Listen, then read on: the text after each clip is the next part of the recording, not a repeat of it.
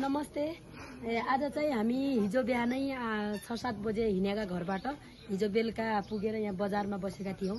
अहिले हामी यहाँ कति गते हो, 26 गते हो कि आज नाइ त्यो आग लागि भएको दिन 4 गते 4 गते आग लागि भएको दिन यहाँ अछामको बान्नीगढ गाउँपालिका जयगढमा हामी यहाँ पुगिसकेका छौं।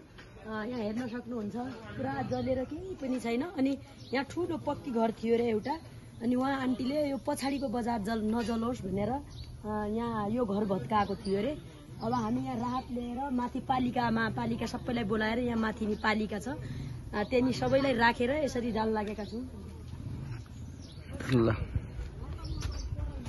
सहयोगी सम्पूर्णलाई धेरै धेरै धन्यवाद।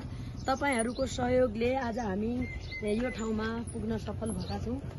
यसरी एकदमै क्षति भएको रहेछ भन्दै धेरै धेरै धन्यवाद। हामी अब एकछिनपछि राहत वितरण कार्यक्रम हुनेछ हाम्रो। धन्यवाद। प्रवासमा बस्ने सम्पूर्ण दाजुभाइको सहयोग हो। यसरी जल्या रहेछ पुरा पक्की घर त्यहाँनिर है फालेको, नत्र त यो बजार सब जाने रहेछ। यसरी यहाँ काम गर्दैछौँ।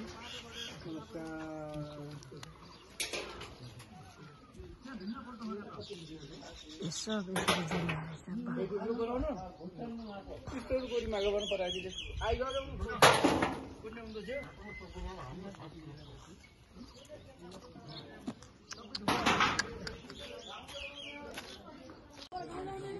श्रीमान छैन। त्यो आइएमी राखेको कसको घर? आग लाग्देवाला आग लगाएको छैन बिचारा। अब